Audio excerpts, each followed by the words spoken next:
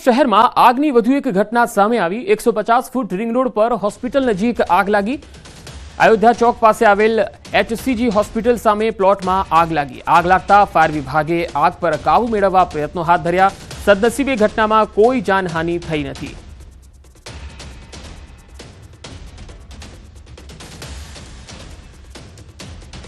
અમદાવાદના શેલામાં પૂર્વ પ્રેમીની હત્યાના કેસમાં પોલીસે આરોપી પતિ પત્નીની ધરપકડ કરી લીધી છે। પૂર્વ પ્રેમિકા પતિ સાથે મળીને પૂર્વ પ્રેમી પર જીવલેણ હુમલો કર્યો।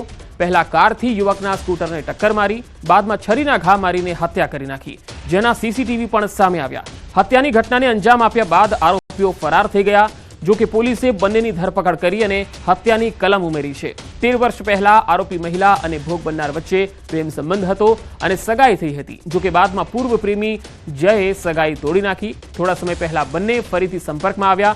જો કે બાદમાં યુવકે મહિલાને સોશિયલ મીડિયા પ્લેટફોર્મ પર બ્લોક કરી દીધી હતી। આ વાતની જાણ મહિલાના પતિને થતા બંને હુમલો કરવાનો પ્લાન ઘડ્યો।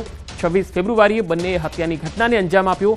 હાલ બોપલ પોલીસે બંને આરોપીની ધરપકડ કરી લીધી છે।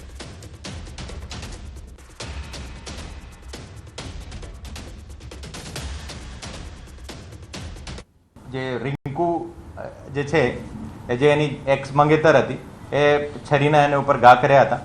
એને ઉપર ટોટલ 3 ઘા કરવામાં આવ્યા હતા ઓર ખરેખર મારવાના ઈરાદેથી એ બંને આવ્યા હતા ઓર એને પૂછપરછમાં એને બાકી બધા એવિડન્સીસને આધારે અમે કોર્ટમાં રિપોર્ટ કરેલી છે અને એની BNSની કલમ 109(1) અને કલમ 60 નો એમાં જો એડ કરવામાં આવ્યો હતો।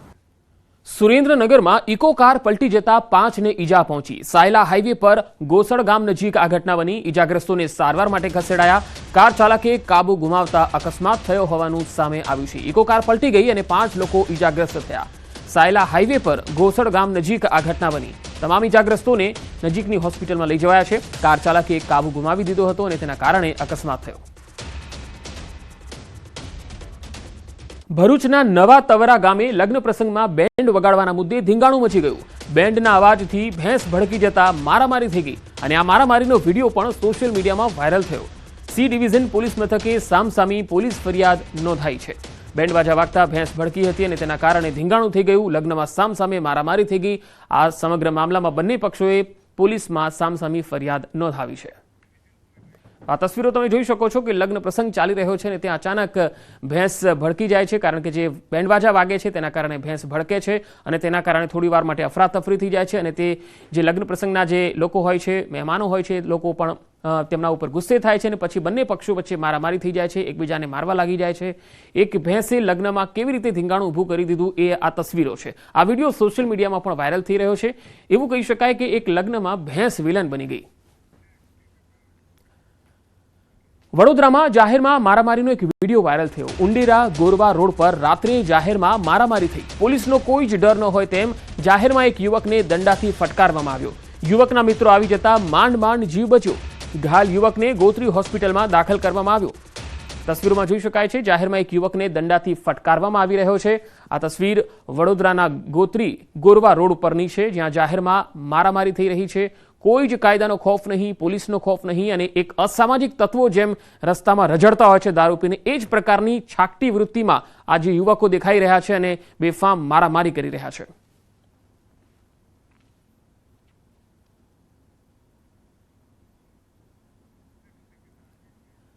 ભરૂચના અંકલેશ્વર શહેરમાં જાહેરમાં યુવકો વચ્ચે મારામારી થઈ। સિગ્નેચર ગેલેરિયા કોમ્પ્લેક્સમાં 2 યુવાનો બાખડ્યા હતા।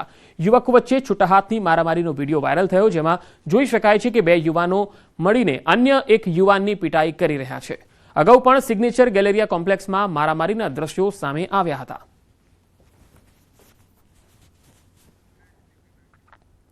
નર્મદા જિલ્લા પંચાયત પ્રમુખ ભીમસિંહ તડવી અને અન્ય શખ્સો પર હુમલો થયો। મોડી રાત્રે આ બનાવ બન્યો। તિલકવાડા તાલુકાના મોટા ભાવપુરા ટેકરા ગામે જિલ્લા પંચાયત પ્રમુખ લગ્ન પ્રસંગમાં ગયા હતા।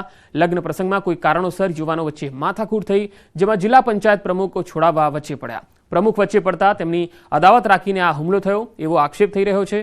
જિલ્લા પંચાયત પ્રમુખ ઈજાગ્રસ્ત થતા ડભોઈ ખાતે સારવાર માટે લઈ જવાયા। આ ઘટનાની હજુ સુધી પોલીસ ફરિયાદ નોંધાઈ નથી। વરરાજાની ગાડીને પણ નુકસાન પહોંચાડવામાં આવ્યું।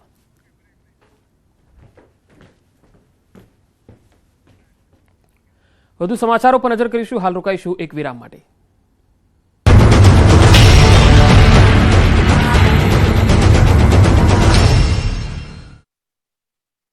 એકવાર જીતવું સ્વામિનારાયણના વધુ એક સ્વામીએ બફાટ કર્યો. ગુણાતીત સ્વામીના આશીર્વાદના કારણે 200 વર્ષથી વીરપુર જલારામ ધામમાં સદાવ્રત ચાલતું હોવાનો દાવો કરીને આ સ્વામીએ વિવાદમાં ફસાયા. આ સ્વામીએ જલારામ બાપાએ આશીર્વાદ લીધાનો દાવો કરી નાખ્યો.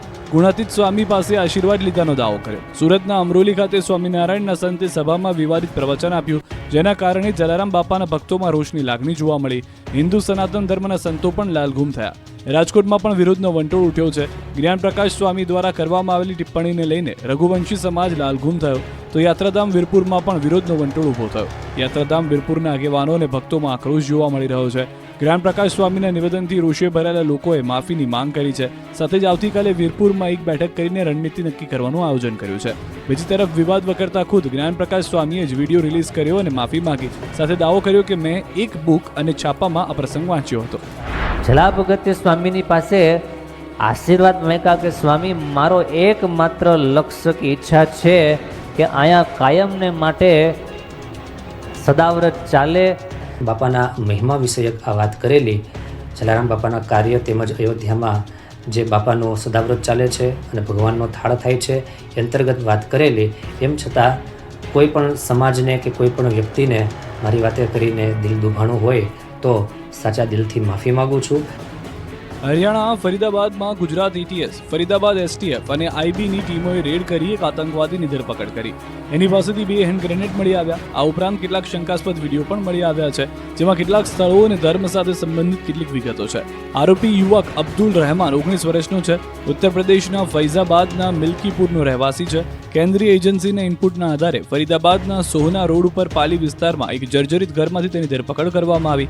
લગભગ 4 કલાક ચાલેલી તપાસ બાદ ટીમો યુવકને પોતાની સાથે લઈ ગઈ.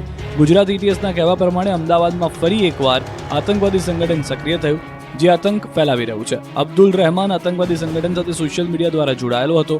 અબ્દુલ ઘણા દિવસોથી પાલી ગામમાં નામ બદલીને રહેતો હતો. આતંકી અબ્દુલના ઘરેથી બોમ્બ બનાવવાની સામગ્રી મળી છે. અબ્દુલ રહેમાન પાસે 2 હેન્ડ ગ્રેનેડ જોઈને ટીમો પણ ચોંકી ગઈ. ત્યારબાદ અહીં બોમ્બ ડિસ્પોઝલ સ્ક્વોડને બોલાવવામાં આવી. પોલીસના વાહનો જોઈને લોકોની ભીડ પણ એકઠી થઈ હતી.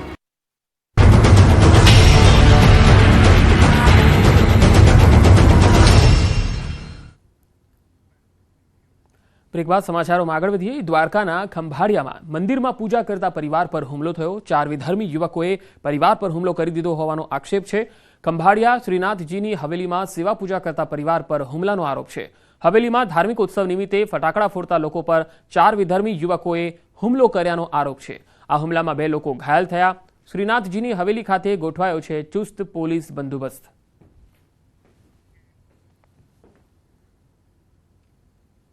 પ્રસંગ હતો હવેલીનો, એટલે અમે બહાર ફટાકડા ફોડતા હતા.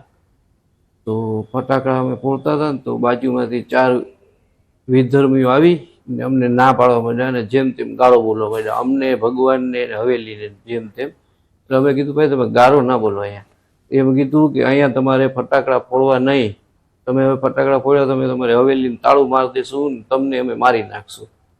બરાબર. હજી વાત કરતા હતા એમાં તો એ લોકો 4 જણા આવીને અમને ધોકાન પાવી પડે મારવા માંડ્યા, મને મારા ભત્રીજાને. ગાંધીનગરમાં પ્રદેશ ભાજપની પાર્લામેન્ટરી બોર્ડની બેઠક મળી. ગાંધીનગર તાલુકા પંચાયત પાલિકા માટે મંથન પૂરું થયું છે. માણસા, સાણંદ પાલિકાના હોદ્દેદારોના નામ